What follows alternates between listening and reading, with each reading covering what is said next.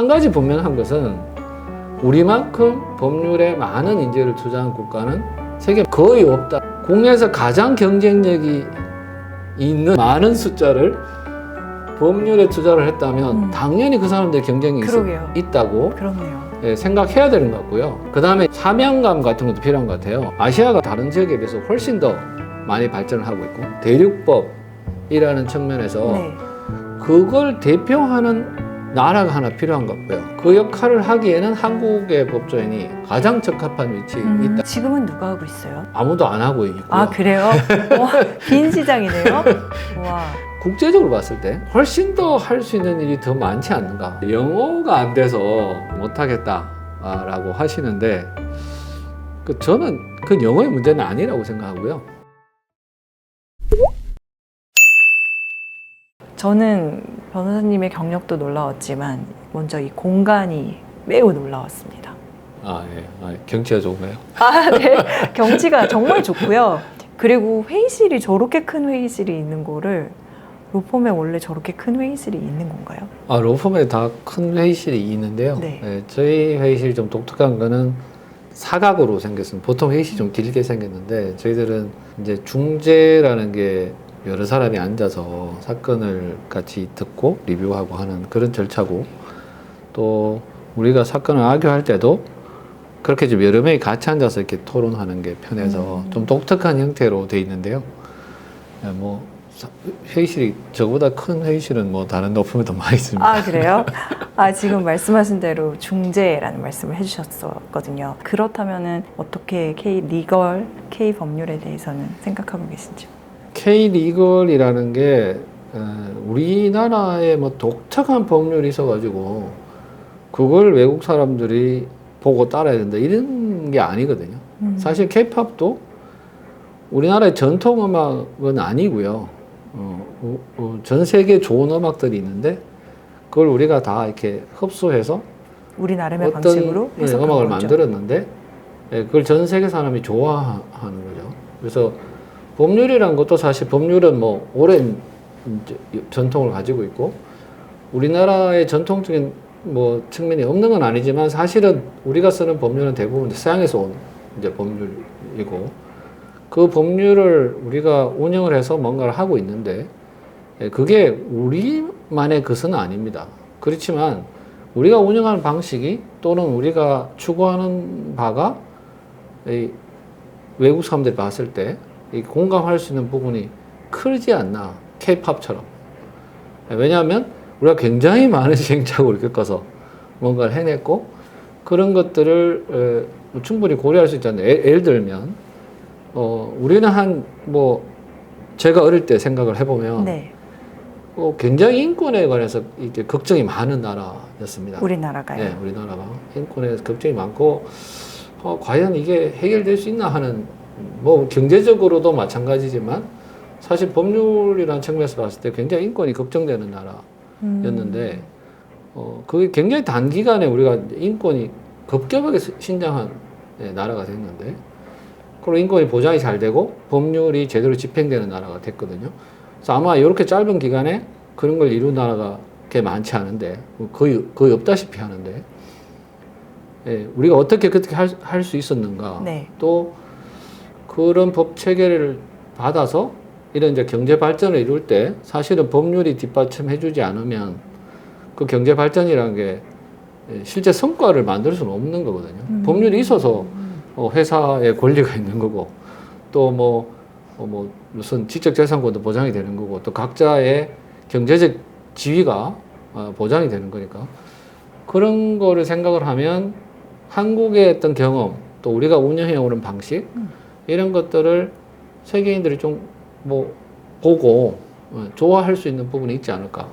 그런 측면에서 저는 K-리걸이라고 하는 게 K-팝하고 통하는 데가 있다라고 생각합니다. K-팝은 많이 듣고 감이 잡히지만 K-리걸은 어떻게 보면 거의 처음 들어보는 느낌인데 K-팝은 그래서 우리나라에 지금 많은 국가 이미지도 높여주고 있고 그리고 국부도 늘리는데 많은 기여를 하고 있다고 생각해요.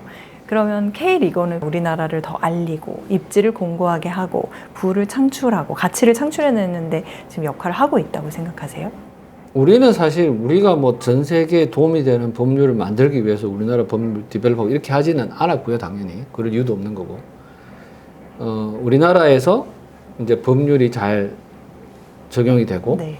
또 국민들한테 도움이 되는 법률이 되기 위해서 여러 가지 이제 노력을 지금까지 해왔던 건데, 그런 성과가 가시적으로 성과가 있었다. 짧은 기간에 우리가 경제도 발전했지만 인권이라든가 법률에 있어서의 정교함이 사실은 어떤 국가에 비교해도 굉장히 짧은 기간에 발전했다고 하는 것이 주는 여러 가지 시사점이 있고, 그게 사실은 오랜 전통을 가면서 해오던 국가 입장에서는 오히려 그 전통 때문에 자유롭지 못한 것을 우리는 하는 측면도 있는 것이 아니겠느냐. 그게 이제 케이팝이랑 비슷한 건데, 네.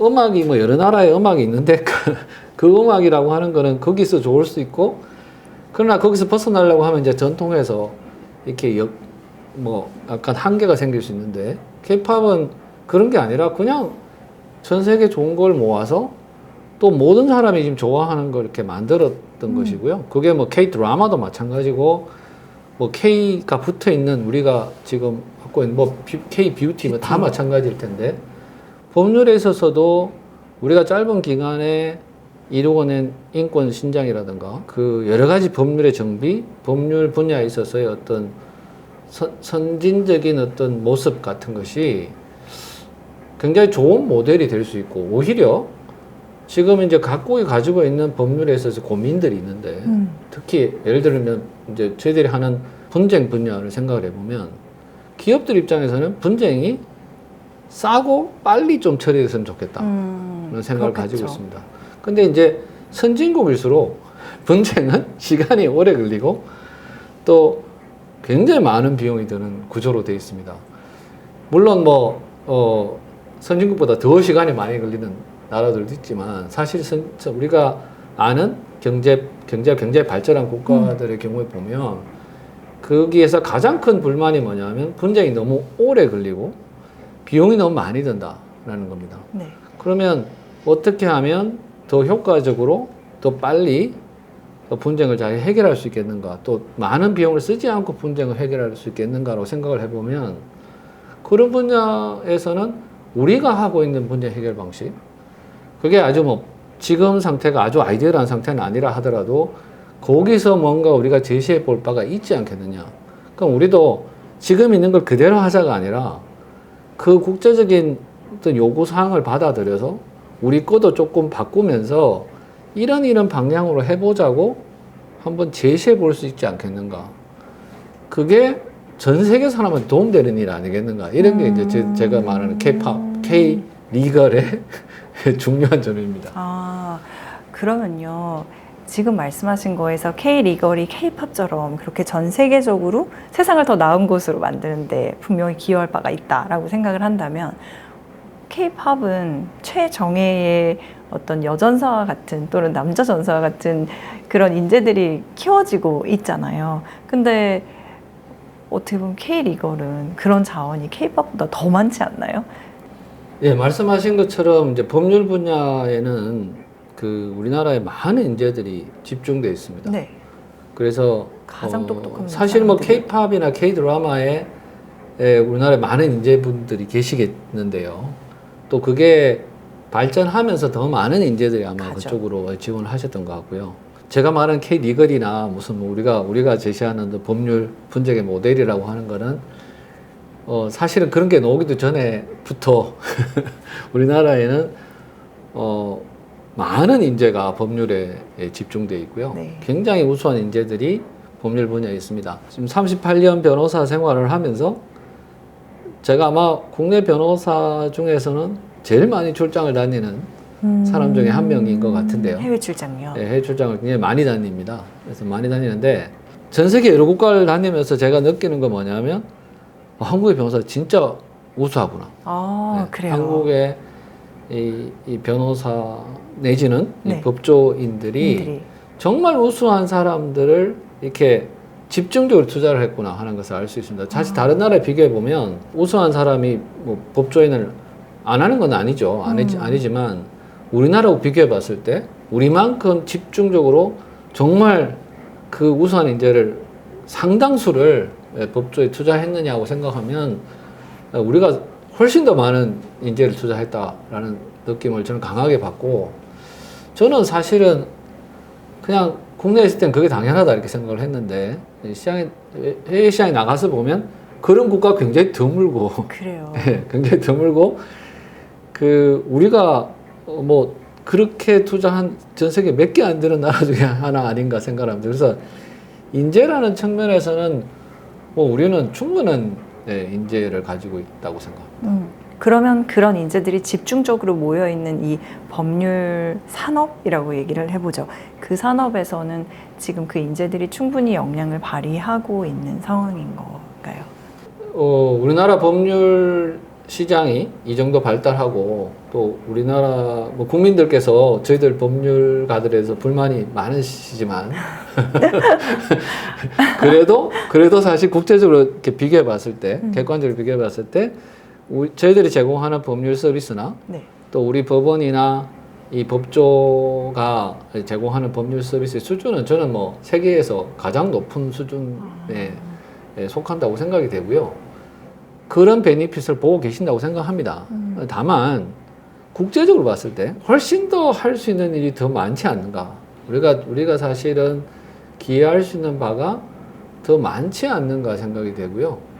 그런 부분에서 뭐 K-팝이 사실은 전 세계에 뭐 히트를 치기 위해서 뭐 음악을 했다기보다는 사실 국내에서 이제 인기를 얻기 위해서 했던 것처럼 우리가 법률을 발전시킨 건 그렇게 했지만 이제 이 좀 세계 시장을 넓혀서 보면 우리가 조금 더 스탠다드를 제시하고 우리가 좀 시장을 더 이끌어가고 특히 이제 우리나라 기업들이 전 세계에 나갔지 않습니까?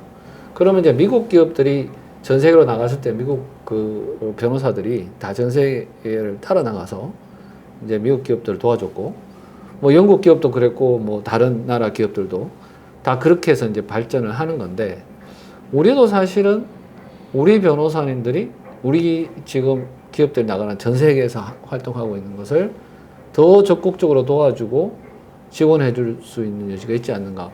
또 우리나라 기업을 도와주는 것을 넘어서서 국제적으로 어떤 법률의 스탠다드를 세운다든가 또는 뭐 어떤 기준을 세운다든가. 그래서 인권에 대해서 인권이란 것은 어떻게 실제로 뭐 경제적인 발전이나 이런 거하고 사이에서 균형을 맞출 수 있는가. 개발도상국이 직면하고 있는 경제 발전이라는 거 하고 또 그 경제 발전에서 희생되는 어떤 인권이라든가 여러 가지 이슈하고 사이에서 어떻게 밸런스를 맞출 수 있는가 이런 것들은 실제 단기간에 경험해본 우리가 그런 익스피리언스를 같이 이렇게 쉐어할 수 있는 거 아니겠는가.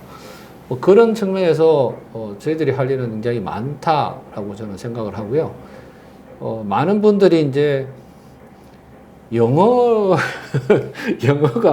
맞아요. 외국 시장에 나가면 네, 국제 영어를 해야 중재라고 되는데 일단 영어. 네, 영어가 안 돼서 이게 이제 못하겠다라고 하시는데 저는 그 영어의 문제는 아니라고 생각하고요. 물론 당장 요새는 뭐 AI가 나와서 제가 한국말로 해도 실시간으로 다 네, 영어를 할 수도 있겠습니다만 사실은 영어를 얼마나 잘하느냐의 문제보다는 그 컨텐츠가 뭐냐 하는 게 훨씬 더 중요합니다. 그것도 사실은 K-팝이랑 마찬가지인데 우리가 히트한 노래 중에서 영어가 많아서 히트했다기보다는 너무 어려운 한국말인데 그게 사람들한테 더 어필하고 외국 사람들이 막 그걸 외우려고 하고 그런 것도 있지 않습니까? 그래서 언어에 관해서 너무 이렇게 한정적으로 우리 경쟁력을 평가하고 그럴 필요는 없고요.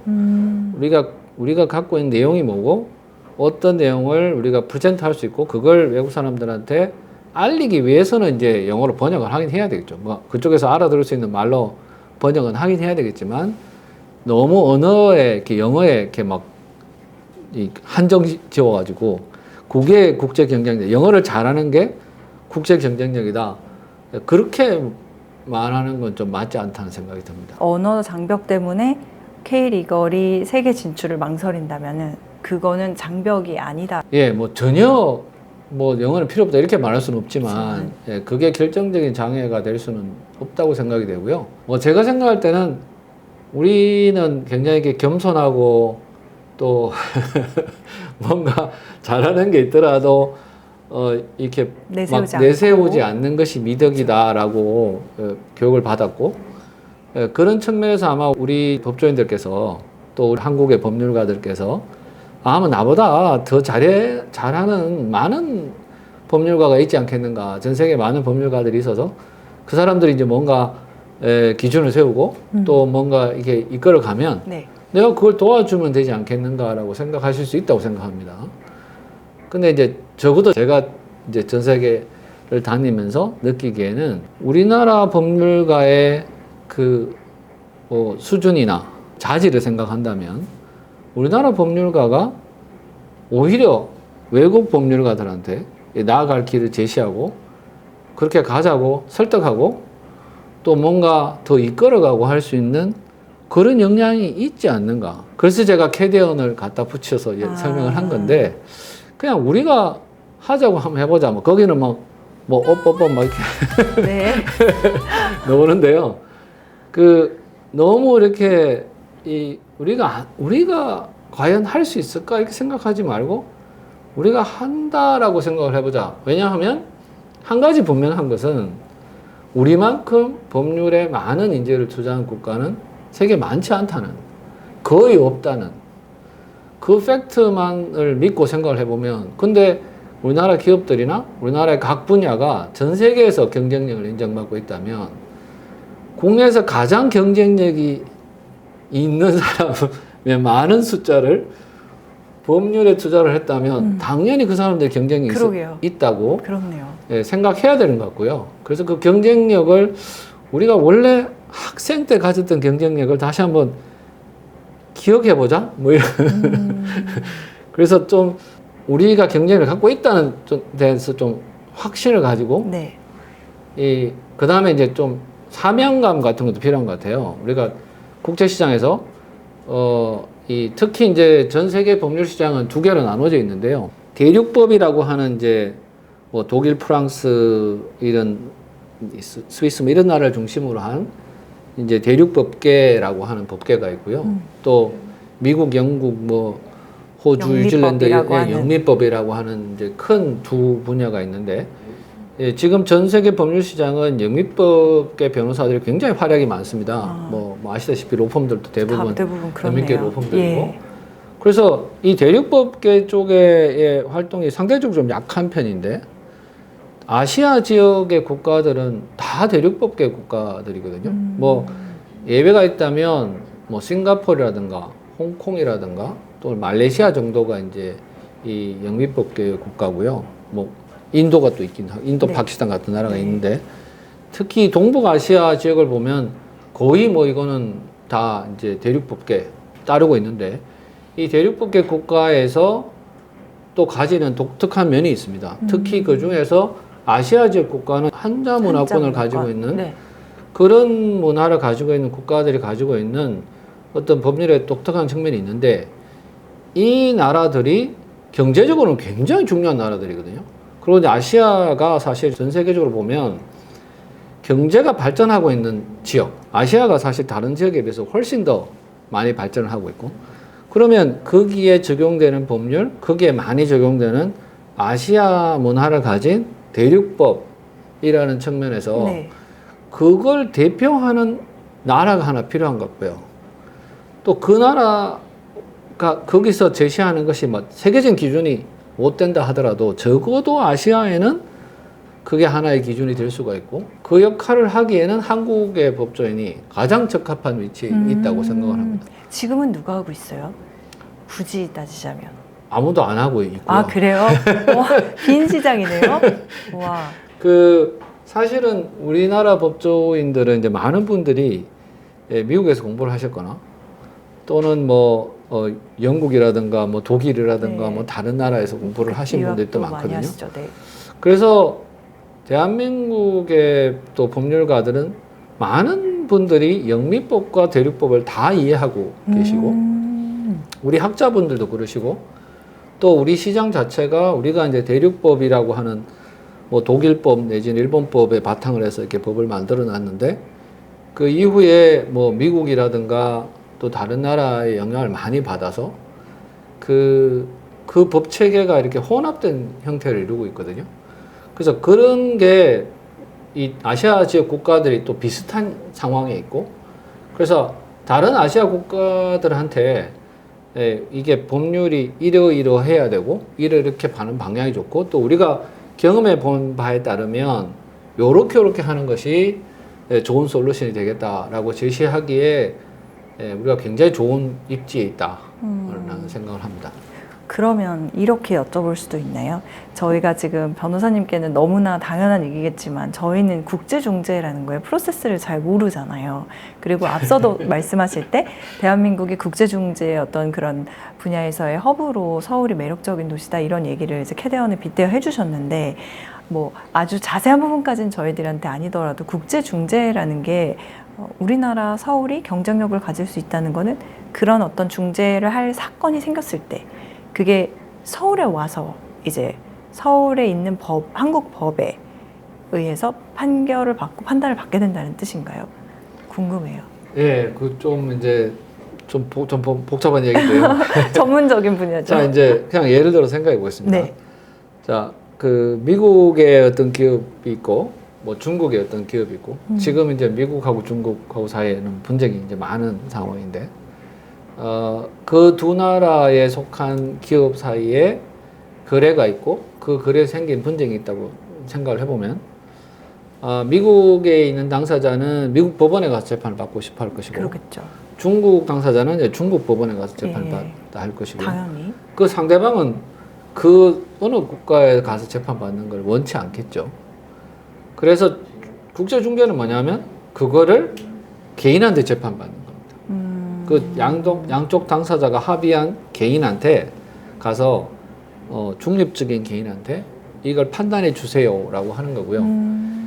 이게 그런 일이 있나요? 하시는데 네. 사실은 국제적으로 큰 분쟁은 대부분 상당수가 그런 국제중재를 통해서 행해지고 그렇게 결정이 되는데 이 절차가 이게 기밀하게 진행되기 때문에 이게 컨피덴셜하게 진행되기 때문에 알려지지 일반인한테 알려지지 않습니다. 그러니까 이게 분쟁이 있다는 게 뭐 자랑할 일은 아니니까. 그렇죠.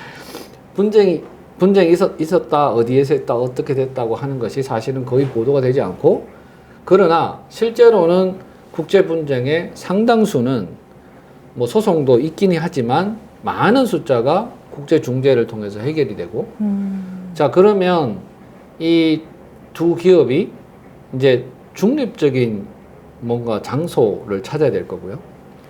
그다음 중립적인 중재인도 찾아야 되겠죠. 그래서 스위스 아까 말씀하신 게 그런 의미도 있네요. 예, 그러니까 이게 스위스가 이제 강대국에 둘러싸여 있는 이렇게 작은 나라면서 독립적이니까 그 근처에 있는 큰 국가들의 분쟁들이 스위스로 가는 경향이 있는데 우리는 이제 우리나라 주변에 큰 국가들이 있죠. 큰 국가들이 있으니까 이 경제의 강대국들이 분쟁이 있을 때 그 중립적인 지역으로 이 한국이 굉장히 좋은 위치에 있고요. 그 다음에 그런 걸 하려면 그 국가 자체가 갖고 인더스트리가 있어요. 예를 들어서 우리가 자동차 중심국이 되겠다 이러면 이제 우리가 자동차를 좀 많이 만들어야 중심국가 되지 않겠습니까? 근데 이제 한국은 아시아 지역에서 이런 국제 중재를 제일 많이 하는 국가 중에 하나입니다. 이미요. 예, 이미. 이게 이제 이것도 국민들이 잘 모르시는 건데. 네, 저도 잘 몰랐습니다. 제가 뭐 쓴 글 중에 펜싱하고 국제중재 공통점 이런 거 쓴 적이 있는데요. 네. 펜싱이라는 게 이게 프랑스에서 만든 건데, 예, 우리가 지금 세계 1등을 하고 있는데, 그렇죠. 아시아에서는 압도적 1등이거든요. 우리가 뭐, 왜 그런지 모르겠는데 하여튼 우리가 압도적 1등을 하고 있습니다. 우리가 이렇게 다, 쇠로 들고 하는 건 다 잘하는 것 같은데요. 우리가 양궁도 잘하고, 골프도 잘하고, 사격도 잘하고 이렇게 하는데, 이 펜싱이라는 것처럼 이 중재라는 제도도 프랑스에서 사실은 주도적으로 만들어졌거든요. 물론 프랑스 분들이 만든 건 아니지만, 예, 프랑스에서 하여튼 디벨롭 됐습니다. 네. 많이 디벨롭 됐고 가장 대표적인 중재기관인 ICC 중재법원도 프랑스에 있고요. 들어봤습니다. 근데 이게 아시아 지역에서 우리가 1등하고 있는, 그러니까 중재의 사건 숫자에서 우리가 1등이고요. 물론 뭐 중국이라든가 인도 같은 이제 큰 나라들이 있긴 한데 인구 대비 또 경제 규모 대비 생각하면 한국이 1등이라고 말씀드릴 수 있습니다. 그래서 한국이 굉장히 분쟁 숫자도 많고 한국의 중재하는 프랙티셔너도 많고 그 한국의 중재인도 많이 있고 중재에 관한 법률도 한국이 아시아에서는 제일 디벨롭된. 여기서 중재인이라 하면 중재를 하는 변호사 개인을 말씀하시는 거고. 예, 중재인이라는 게 아까 말씀드린 개인한테 재판을 받는데 그 재판하시는 분들을 중재인이라고 합니다. 개인한테 재판을 받는. 예, 저도 뭐 중재인을 하는데 예를 들어서 양쪽 당사자가 이제 저를 중재인으로 선택을 하면 네. 제가 그 분쟁에 대해서 결정을 하고 결정을 하면 이게 마치 법원의 판단처럼 또 이거 항소도 안 되고 그 결정이 그대로 당사자한테 구속력을 갖게 되는. 그러니까 좀 약간 일반인 그렇죠. 입장에서 우리가 생소하실 생각하는 텐데 법원의 어떤 그런 개념. 국제 분쟁은 그렇게 갈 수밖에 없는 측면이 있어요. 이게 서로 중립점을 찾고 이렇게 하다 보니까 예를 들어서 스포츠 분야 같은 경우에 보면 스포츠 분야의 분쟁도 사실 법원으로 가지 않습니다. 네. 그리고 올림픽 하다가 또는 뭐 월드컵 경기를 하다가 거기서 분쟁이 생겼다. 그러면 그 일반인들 잘 모르시지만 사실 그것도 중재로 가거든요. 그래서 올림픽을 하는 중에 막 중재를 진행을 합니다. 그래서 그 자리에서 결정을 합니다. 이게 사람이 경기를 할 수 있다 없다, 메달을 딴다 못 딴다를 그 자리에서 결정을 하고, 왜냐하면 그게 그런 필요가 있으니까 그런 거고요. 그 판단을 하시는 분들은 그냥 개인이거든요. 어떤 국가가 하는 게 아닙니다. 그 오거나이제이션이 그런 거를 합의를 해서 그렇게 하도록 하고 있는 거예요.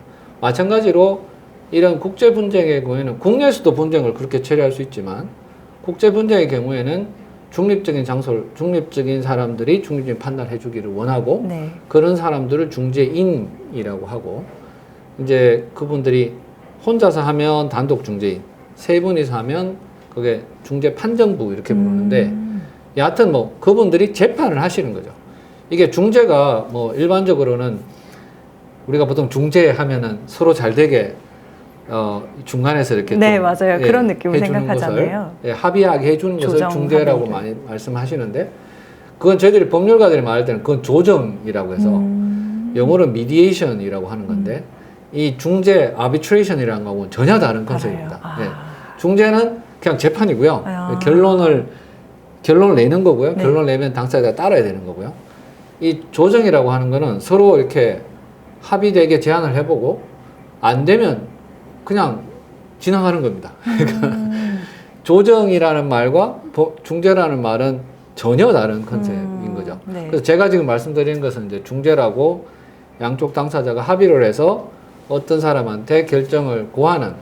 그러니까 뭐 비유해 생각하면 우리 어릴 때 뭐 둘이 뭐 분쟁이란 게 있을 수 있잖아요. 그 옛날에 저희들이 옛날에 봤던 영화 중에 친구란 영화가 있는데 뭐 친구란 영화가 연배에 따라서 여러 가지 버전이 있으신데 거기 보면은 바다 거북이하고 뭐 그 조우련 선수하고 경쟁하면 누가 이기냐 뭐 이런 걸 가지고 싸우는 장면이 나옵니다.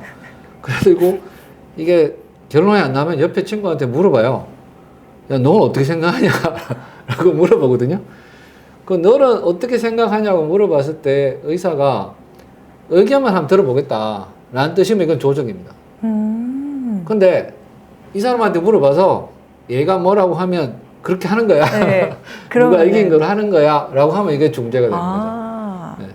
이제 그게 이해했습니다. 굉장히 사실은 분쟁을 해결하는 데 있어서 자연스러운 방식인데요. 누가 이렇게 뭔가 의견이 다르면 제3자한테 물어봐서 그 사람 결정에 따르기로 하자는 게 사실은 재판보다 더 오래된 제도죠.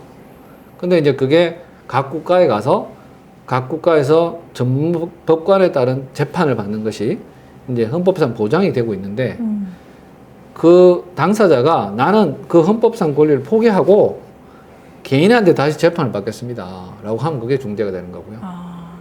그게 국제적으로는 대부분의 분쟁이 그렇게 중재로 해결되고 있다는 겁니다. 그러면 어마어마한 어떤 그런 뭐라 그래야 될까요? 믿음, 신뢰를 바탕으로 해야겠네요. 그 개인에 대해서. 그렇습니다. 그 이게 중재 시장이 이제 소송과 다른 점은 뭐냐면 소송은 법관이 이제 그 국가에서 선발이 돼서 이제 계시죠. 네, 그러니까 당사자가 법관을 선택할 수가 없죠. 그렇죠. 판사님들이 뭐 재판을 잘 하시는지 못하시는지에 따라서 수요자가 그걸 선택하고 할 여지가 없습니다. 그렇죠. 중재는 이게 당사자가 하는 거기 때문에 당사자들이 더 좋은 사람을 선택할 수 있습니다. 이게 뭐 병원을 따지면 의사 선생님을 내가 선택할 수 있습니다. 내가 수술하는 의사 선생님을 더 잘하시는 분을 선택하는 것처럼 양쪽 당사자가 더 잘하는 중재인을 선택할 수 있죠. 그거는 당사자가 뜻이 모여야 되는 거죠. 그렇죠. 그래서 중재 시장에서는 그 중재인들이 더 좋은 판정을 하고 더 신속하게 잘 진행을 해주고 뭔가 더 합리적인 방법을 찾고 그렇게 하는 레퓨테이션을 쌓아가고 그 레퓨테이션을 가진 분들이 또 반복해서 중재인을 하게 되고 그래서 이게 시장 경제입니다. 더 이제 그런 데 대한 레퓨테이션이 잘 쌓이신 분들이 더 큰 사건의 중재를 하시게 되는 거고요. 네, 그래서 이게 독특한 그렇네요. 분야라고 할 수 있습니다. 이번의 경우에는 그러면 변호사님은 중재인으로서 역할을 하신 건 아니신 거예요? 예, 대리인으로. 네. 그런데 경우에 따라서는 중재인이 되시기도 하시는 거죠. 예, 제가 뭐 중재인 하는 사건이 많지는 않은데 뭐 지속적으로 뭐 한 적으면 한두 건, 많으면 한 서너 건 정도는 계속 대표적으로 어떤 게 있었는지 기밀이 아니라면은 혹시 얘기해 주실 수 있는 예, 중재 분야가 이게 뭐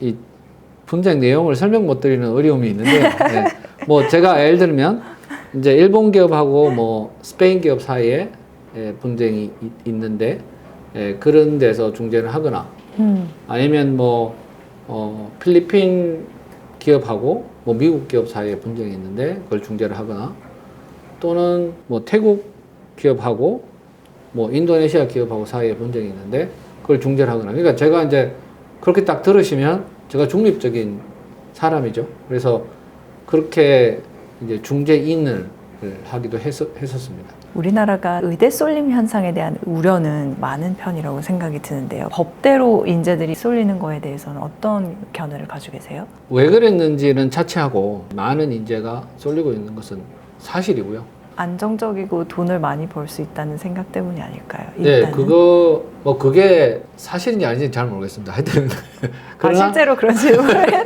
했다고 말씀이세요? 뭐 저라면 다른 추천을 할 것 같긴 한데 여하튼 팩트는 여전히 많은 인재가 법조에 투자가 되고 있고 이미 우리는 많은 인재를 이제 보유하고 있습니다. 그럼 이 인재들을 어떻게 활용하느냐 또 인재들이 어떻게 자기 뜻을 펼치느냐 하는 것은 그게 이제 저희가 제시해야 될 일이라고 생각이 되고요. 그런 측면에서 보면 어떻게든 뭐 국내 시장에서도 좋은 서비스를 제공하고 이게 제일 중요하죠. 우리 법조인으로서는 제일 중요한 일이라고 할 수 있겠지만 우리나라에 한정하지 말고 좀 전 세계 시장을 대상으로 해서 시장을 넓히고 그래서 우리나라 기업들이 외국에 나가서 일을 할 때 그게 도움을 주는 게 있고 근데 좀 더 크게 보면 아시아의 법률 시장에서 뭔가 공헌을 하고 리더 역할을 해주는 그래서 거기에서 뭔가 아시아의 독특한 어떤 또는 뭐 보편적인 어떤 가치를 만들어내는데 공헌을 할 필요가 있지 않을까 생각을 합니다. 바로 그런 생각 때문에 은퇴하실 나이에 창업이라는 새로운 도전을 감행하신 게 아니었을까요? 예, 제가 이 로펌을 만들 때 57세였거든요. 그때 너무 늦은 거 아닌가? 저 스스로도 했었고 정주영 회장님한테 제가 옛날에 장학금을 받았었거든요. 고등학교 때. 와, 네. 고등학교 때 장학금을 받았었는데 직접 그때 현대중공업을 설립할 때 하신 이야기를 제가 아주 뭐 한 1m 거리에서 들었습니다. 아, 직접요? 네, 그러고 이제 장학금을 받았었는데 영국은행 가서 뭐 종이에 돈 빌리, 네, 그 저 500원짜리 네. 지폐 네. 그림 뭐 거북선 이렇게 저는 그게 너무 임프레시브 했는데 그때 그분이 그 회장님이 몇 세셨는지는 몰랐어요. 사실은 저는 그때 너무 고등학생이라. 그 제가 찾아보니까 그때 56세시고요. 그 저한테 와서 장학금을 주실 때가 한번 한 이제 60대 정도 되셨던 것 같아요. 그래서 현대중공업이라는 이제 세계적인 기업을 그 시대에 네. 예, 만 56세 우리나라 나이로 따지면 저하고 같은 57세신데 설립하셨고 그 이제 항공 사진밖에 없는 예, 거기에서 13년이 지나서 현대중공업은 세계 1등 이제 조선사가 됐거든요. 그래서 마침 제가 그걸 이제 이거를 만들려고 하는 때에 아산 장학회라고 있는데 거기 초대를 받아서 축사 같은 거 하게 됐습니다. 네. 그래서 옛날에 장학생으로서. 네. 네. 그래서 그럼 뭐 그때 이런 것도 하셨는데 내가 지금 이거 뭐 해도 되는 거 아닌가? 그 다음에 제가 사실은 늘 이런 걸 하고 싶었는데 여러 가지 이유 때문에 이거 안 해도 될 것 같아, 안 해도 될 것 같아 이렇게 미루다가 해보고 안 된다고 해야 되겠다. 제가 하고 싶은 게 있는데요. 그거를 해봤는데 뭐 됐다 그러면 좋은 거고요. 해봤는데 안 됐다 그러면 해봤는데 안 됐다고 할 수 있는데 해보지도 안 하고 내가 생각을 했었는데 결국은 안 했다 이러면 그게 후회할 것 같은 생각이 들었습니다. 그래서 일단 해보자. 일단 해서 뭐라도 만들어보자. 그래서 만약에 성공하면 이제 후배들이 따라할 수 있을 거고요. 만약에 실패하더라도 아마 제가 실패한 것을 보고 뭔가 또 뭐 그걸 더 잘할 수 있는 후배가 나올 수도 있을 것 같고 그래서 한번 해보는 것이 중요하겠다라고 생각하고 제가 이제 6년 전에 시작을 한 건데요. 다행히 지금까지는 하여튼 잘 버티고 있습니다. 그럼 57세에 시작하셔서 6년을 하셨는데 예, 저는 뭐 했던 거 후회하지 않을 뿐만 아니라 잘했다고 생각하고요. 예, 한국 변호사의 존재 또 이런 국제 중재하는 시장에서의 한국의 위상 뭐 그런 측면에서 뭐 공헌하는 바가 그래도 조금은 있다라고 생각을 해서 뭐 나름 저는 잘했다고 생각하고 있습니다. 같은 연장선상의 질문인데요. 그러면 어떤 비전을 가지고 계신지?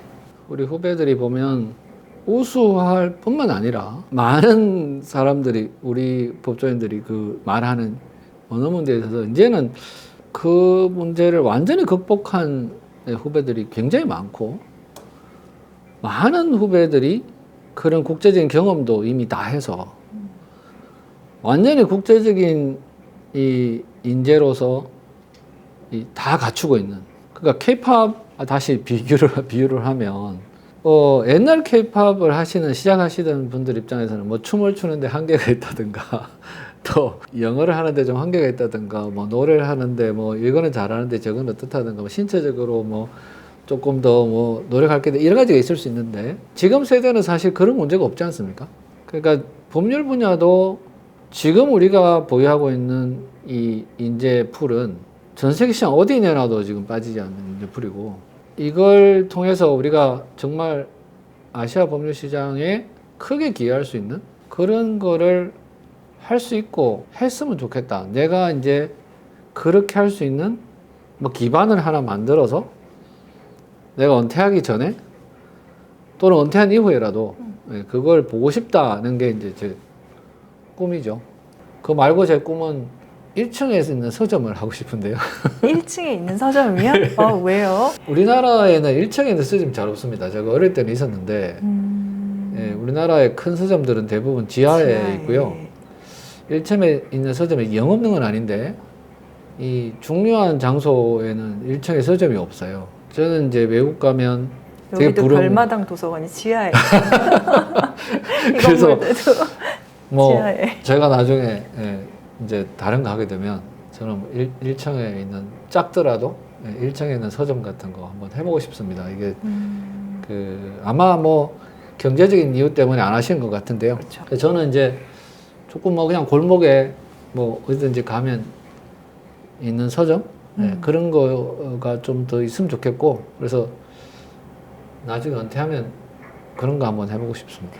책을 좋아하시나 봐요. 40이 넘고 난 다음에 책을 읽었더니 너무 재밌더라고요. 그래서 지금은 책 읽는 게 제일 좋고, 주말에 시간이 나면 항상 서점에 가서 뭐 제가 책을 한 5권에서 10권 정도를 사서 다 읽는 게 이제 기쁨이랄까? 그런 거거든요. 그래서 굉장히 저는 다양한 분야를 보기 때문에 뭐 특정 분야를 보지는 않습니다. 뭐 과학도 뭐 여러 가지 분야를 책을 읽는데, 책을 읽는 거는 저는 굉장히 좋은 일인 것 같아요. 원유올라의 시그니처 질문 행복에 대해서 여쭤보거든요. 감히 뭐 말씀드리기가 어려운데, 나 자신에 대한 뭐 자부심 이런 것들이 이제 행복이란 거하고 어느 정도 연결돼 있다, 이런 정도 제가 생각을 가지고 있는데, 내가 하는 일이 다른 사람한테 도움이 돼야 행복한 것 같아요. 내가 하는 일이 나한테만 도움된다? 이런데도 행복하다고 생각하는 사람이 많지 않은 것 같고요. 하여튼 뭐 돈을 벌기 위해서 하거나 무슨 이유가 있어서 하겠지만, 그게 어떻게든지 다른 사람의 전체적인 어떤 가치에 도움이 된다? 그게 사람을 행복하게 하는 것 같고, 정확하게 어느 분한테 어떻게 되는지 모른다고 하더라도 어떤 식으로든지 간에 도움이 된다는 게 행복의 이 바탕 아닌가? 그런 생각 정도를 지금 하고 있고요. 법대 보내시는 부모님들, 결국 그분들도 자식이 행복하길 바라니까 법대 가라 이렇게 하시는 것 같아요. 공부를 지금 열심히 하면 나중에 편하게 살 수 있다라고 말씀하시는 부모님들이 있을 수 있는데요. 저는 그거는 좀 반대하고 싶습니다. 제가 경험한 바로는 네. 학교 다닐 때 열심히 공부하고 노력한 사람은 나중에도 그렇게 사시는 것 같아요. 법대를 가는 것이 어떤 안정된 그 바탕을 마련한다? 그렇게 생각하시는 거는 너무 늦었거나 시대에 안 맞는 거 아닌가 생각이 들고요. 그러나 법이라는 것이 모든 부분의 바탕이 됩니다. 법을 알아야 이 경영을 이해할 수 있고, 법을 알아야 사회적인 이 뭐 정치 제도나 나머지 제도를 이해할 수 있고, 그런 면에서 법이 굉장히 중요한 바탕이 된다는 측면에서, 그게 아마 이제 그 법을 하든 또는 법을 하지 않고 다른 걸 하든 그 자제분한테 도움이 될 수 있다고 생각이 되고요. 그 자제분들이 어떤 것을 하고 싶은가, 내가 하고 싶은 게 뭔가. 그래서 내가 뭐 하고 싶은 거 하고 내가 잘하는 거하고 보통은 차이가 있기 때문에, 내가 하고 싶은 걸 못하고 내가 잘하는 걸 해서 직업을 가지시는 경우가 굉장히 많거든요. 네. 그러나 내가 좋아하는 것을 계속 생각하고 있으면 내가 잘하는 걸로 내가 좋아하는 걸 할 수 있는 타이밍이 저는 온다고 생각합니다. 저한테 비유를 하면, 저는 사실 중재라는 거 되게 하려고 생각도 안 했고 이런 게 뭐 내가 할 일이 전혀 아니라고 생각했는데, 여러 가지 우연히 겹쳐서 내가 이걸 왜 하지라고 하면서 처음 시작을 하게 됐는데, 하고 보니 내가 하고 싶은 거, 제가 아까 말씀드린 것처럼 똑같은 건데 어떻게 프레젠터를 하면 좋고 어떤 걸 강조하면 좋고, 이런 것들이 제가 뭔가 표현하고 싶어 했던, 이 법률을 하면서 늘 이거 내가 좀 더 표현할 수 있는 게 없나? 이런 생각을 했던 것들이 여기 딱 맞아 떨어지고 그게 딱 좋고, 내가 잘하는 일을 가지고 내가 좋아하는 일을 할 수 있는 그런 기회가 저는 왔다고 생각하거든요. 신기하네요. 그런 식으로 자녀분들이 좋아하시는 게 있고 또 잘하는 게 있을 텐데, 공부를 잘한다는 죄로 또 법대를 가실지도 몰라요. 그러나 어떤 선택을 하시든 간에 하고 싶은 거에 대한 밸류를 잃지 않도록 계속 지원해 주시는 게 나중에 그 학생들이 내가 더 행복하다고 느끼지 않을까 하는 생각을 합니다. 저희가 처음에 파이오니어라고 설명을 드렸습니다만, 개척 정신을 가진 사회의 어른 한 분을 뵙고 싶다는 생각을 했는데, 김가배 변호사님과 이렇게 인연이 닿았습니다. 개척자이실 뿐만이 아니라 우리 사회 인재들에 대해서, 우리의 상대적 강점에 대해서 생각해보는 그런 계기를 주신 것 같고요. 그런 법조인들, 우리나라의 법률 문화 새로 보게 되는 계기가 된 것 같습니다. 정말 감사드리고요. 조금 더 자신감에 의거한 도전을 할 수 있는 그런 기회가 많은 한 해가 되었으면 좋겠다고 생각합니다. 저 인형들도 변호사님께서 그리신 거라고 들었는데 예, 저거는 제가 제가 원하는 게 있을 때 염원을 호핑돌 같은 거. 우와, 진짜요? 저게 이제 원래 곰돌이 모양인데요. 네. 저는 우리나라 해태가 되게 마음에 들어가지고 해태를 주제로 해서 이제 하나씩 제가 저렇게 그린 게 지금 한 20-30개 있는데요. 번호를 붙여 놨는데 지금 저기 이제 맨 왼쪽에 있는 이겨노라 돼 있는 거는 예. 제가 이기고 싶은 사건이 있어서 그래서 이렇게 이빨도 있고 막 그렇죠. 뭔가 강렬한 빨간 코에 그래서 그린 거고요. 이겼노라. 이쪽에 다른 쪽에 있는 것들도 하여튼 내가 뭔가 이제 희망하는 바가 있었을 때 그걸 이렇게 생각하면서 그림을 그리고 저걸 이제 말씀드린 것처럼 이렇게 구우면 1300도로 꼭 다시 굽거든요. 가마에서. 가마에서 구우면 얘가 이제 이렇게 한 15% 정도 줄어듭니다. 줄어들면서 색깔이 진해지거든요. 그리고 진해지기도 하고 어떤 거는 날아가 버리고 없어집니다. 그래서 내가 그린 대로 되는 게 아니라 약간 변화가 생기는데요. 이게 돌을 만드는 거잖아요. 네. 사실 도자기라는 거는 사람이 만든 돌인데 이 돌에다가 새기는 거죠. 우리 뭐 이집트에 보면 막 돌에다가 맞아, 문자를 이렇게 상형문자처럼. 새기는 제가 뭐 그런 적은 없고